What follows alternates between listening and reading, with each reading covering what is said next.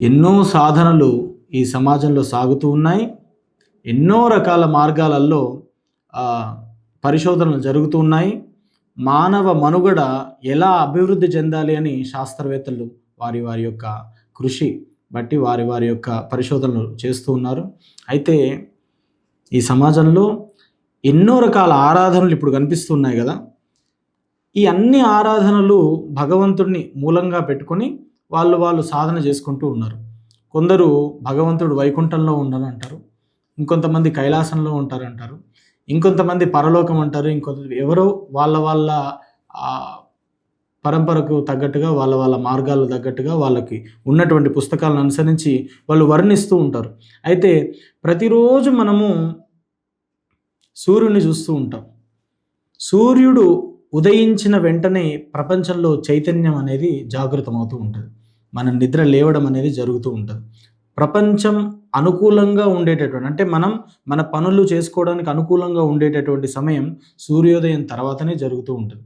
సూర్యుడు ఉదయించిన తర్వాత ప్రపంచంలో జరిగే మార్పులన్నీ కూడా మనం గమనిస్తూ ఉంటే మనం నిద్రాణంగా ఉండకూడదు అని మనకు తెలుస్తూ ఉంటుంది. అంటే ఏంటి, సహజంగానే మనకు అర్థమవుతుంది ఇంకా మనం నిద్ర లేవాలి అని. ఆయన వచ్చిన తర్వాత ప్రపంచంలో చూస్తే, ప్రకృతిలో చూస్తే జీవజాతి మొత్తం కూడా, జంతుజాతి మొత్తం, పశుపక్షాదులన్నీ కూడా నిద్ర మేలుకొని ఆయన వచ్చే సమయానికి పక్షులన్నీ కూడా లేచి వాటి యొక్క పనులు చేసుకుంటూ, తర్వాత సూర్యుడు అస్తమించిన తర్వాత అవి వాటి గూటికి చేరుకుంటాయి. అంటే మనకెవరు నేర్పించాల్సిన అవసరం లేదు. ఈ ప్రకృతిని ఒకసారి పరిశీలిస్తే సూర్యుడు ఉదయించిన వెంటనే వాటి పనులు చేసుకుంటూ ఉంటాయి. సూర్యుడు అస్తమించిన తర్వాత వాటి పనులన్నీ కూడా ఆపుకుంటాయి. ప్రకృతి సహజ సిద్ధంగానే, ప్రాకృతికంగానే అన్ని జీవజాతులకి నేర్పించేసి వెళ్ళిపోయింది. మన శాస్త్రాలు కూడా అదే చెప్తున్నాయి. సూర్యోదయ సూర్యాస్తమయ సమయాలు అతి ముఖ్యమైనటువంటివి. మనం మన పనులు మొదలు పెట్టుకోవాలంటే సూర్యోదయం తర్వాత మొదలు పెట్టుకోవాలి. ఆ మొదలు పెట్టుకునేటటువంటి ముందు మనం ఏం చేయాలంటే, మన శరీరాన్ని, ఇప్పుడు ఆస్తులను చూసి అసూయపడేటటువంటి రోజులు పోయినాయి, ఆరోగ్యాన్ని చూసి అసూయపడేటటువంటి రోజులు వచ్చినాయి. ఇప్పుడు మనం అదే పరిస్థితిలో ఉన్నాం. ఎట్లా అంటే రకరకాల రోగాలన్నిటికీ కారణం ఏంటంటే మన జీవన శైలి. సూర్యుడిని మనం అనుసరిస్తే మన ఆరోగ్యం బాగుంటుంది. సూర్య ఆరాధన సర్వదేవత ఆరాధన. పొద్దున పూట బాలార్క, పొద్దున పూట సూర్యుడు ఉదయించేటటువంటి సమయంలో మనకి సూర్యుడిలో కనిపించేటటువంటి భగవంతుడు బ్రహ్మదేవుడు. ఆ సూర్యుని యొక్క కిరణాలు మన శరీరంలోకి ప్రవేశిస్తాయి. ఆ శక్తి సరస్వతీదేవి. మధ్యాహ్న కాలంలో సూర్యుడిలో కనిపించేటటువంటి భగవంతుడు ఎవరైతే ఉన్నారో ఆయన నారాయణుడు, సూర్యనారాయణుడుగా ఉంటాడు. మధ్యాహ్న కాల సూర్యుడు మనకి విష్ణువు. మధ్యాహ్న కాల సూర్యుడి నుంచి వచ్చినటువంటి మనకి ఏదైతే శక్తి ఉంటుందో ఆ శక్తి లక్ష్మి. సాయంకాలం పూట సూర్యుడు పరమేశ్వరులాగా కనిపిస్తూ ఉంటాడు. అందుకని ప్రదోషకాల సమయంలో శివారాధన అతి ముఖ్యమైనటువంటిది. సూర్యాస్తమయ సమయంలో సూర్యుడి యందు ఉన్నటువంటి ఆ తేజస్సు, ఆ భర్గ, ఆ భగవంతుడు ఎవరైతే ఉన్నాడో ఆయన పరమేశ్వరుడు, శివుడు. సాయంకాలం పూట సూర్యుడి నుంచి వచ్చేటటువంటి శక్తి ఏదైతే ఉందో ఆ శక్తి అమ్మవారు పార్వతీదేవి. సర్వదేవతలు సూర్యుడి యందు ఉంటారు. మనం ఏ దేవుడికి నైవేద్యం పెట్టాలన్నా గాయత్రి మంత్రం చదవాలి.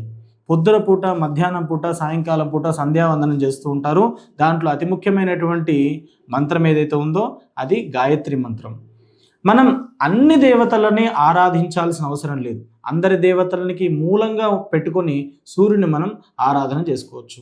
సూర్యారాధన సర్వదేవత ఆరాధన. సూర్యుల్లో అందరి దేవతలు ఉంటారు. మనం పొద్దున పూట లేచి అర్ఘ్యాన్ని ఇస్తే చాలు, పరమేశ్వరుడు భగవంతుడు ఈ సూర్యనారాయణ స్వామి ఆ అర్ఘ్యాన్ని అందుకుంటాడనమాట. ఏ భగవంతుడి చేతులు మనం ఇచ్చినటువంటి నైవేద్యాల వరకు రావంట. స్వామివారి కిరణాలే స్వామివారి కరములు. సూర్యుడి యొక్క చేతులు ఏవైతే ఉన్నాయో అవే కిరణాలు అనమాట. ప్రతిరోజు మనము ఈ చిన్న పని చేసుకుంటూ మన ఆరోగ్యాన్ని అభివృద్ధి చేసుకోవచ్చు.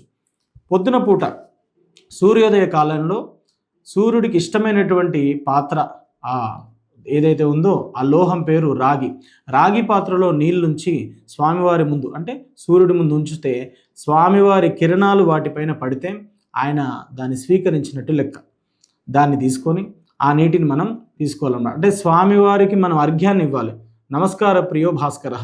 శివుడికి అభిషేకం ఇష్టమైతే, విష్ణువుకి అలంకారం ఇష్టమైతే, సూర్యనారాయణ స్వామికి ఇష్టమైనటువంటిది ఏంటిది? అర్ఘ్యం, నమస్కారం. సూర్యుడికి నమస్కారం చేస్తే మనకు ఆరోగ్యం వస్తుంది. మరణాన్ని కూడా ఆపేంత శక్తి అరుణానికి ఉంటుందన్నమాట. ఆ అరుణ పారాయణ కానీ, గాయత్రి జపం కానీ మనల్ని ఎల్లవేళలా రక్షిస్తూ ఉంటుంది. హిందూ ధర్మం మొత్తం కూడా ఒక్క తాటి మీదికి తీసుకురావచ్చు ఈ సూర్య ఆరాధనతో. సూర్యుడిలో అందరు దేవతలు ఉంటారు. ఇంతకుముందు చెప్పినట్టుగా ఉదయకాలంలో కనిపించేటటువంటి సూర్యుడు బ్రహ్మదేవుడు, మధ్యాహ్న కాలంలో కనిపించేటటువంటి సూర్యుడు విష్ణు, సాయంకాలంలో కనిపించినటువంటి సూర్యుడు శివుడు, ఉదయకాలంలో మన వరకు వచ్చినటువంటి ఆ సూర్యుడి నుంచి వచ్చిన కిరణాలు, ఆ వేడి శక్తి ఏదైతే ఉందో అది సరస్వతీదేవి. అందుకనే పొద్దున పూట చదవమని చెప్తూ ఉంటారు. మధ్యాహ్న పూట డబ్బు సంపాదించాలి.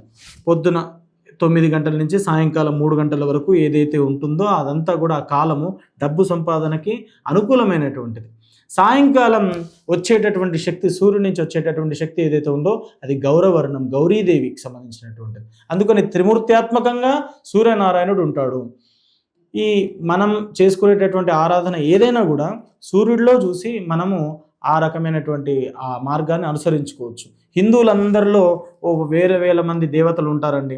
ఎంతోమంది దేవత ఆరాధన చేస్తూ ఉంటారు. మీరు ఎన్నో రకాల వివాదాలతో హిందూ మతం ఉంటుంది. అందుకని ఈ మతం అవసరం లేదు, ఏదో వేరే కొత్త మతానికి వెళ్ళాలి అనే ఆలోచనతో కొంతమంది మూర్ఖులు ఉంటూ ఉంటారు, మాట్లాడుతూ ఉంటారు.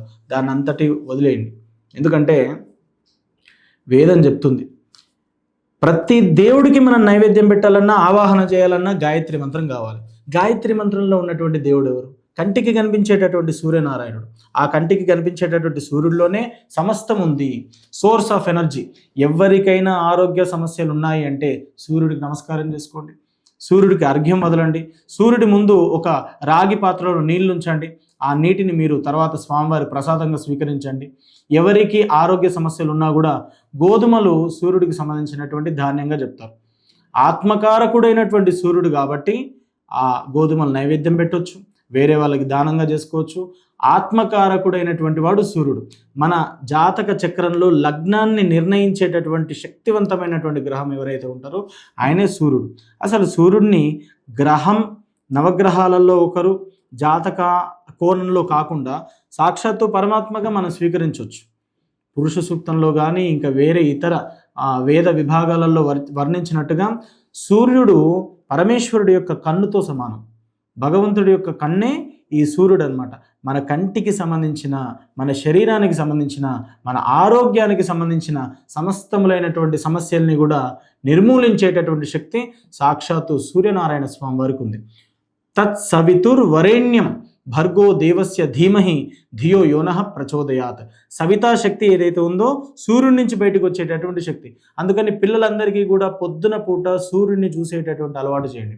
ఏ మంత్రం అవసరం లేదు, ఏ విధానం అవసరం లేదు.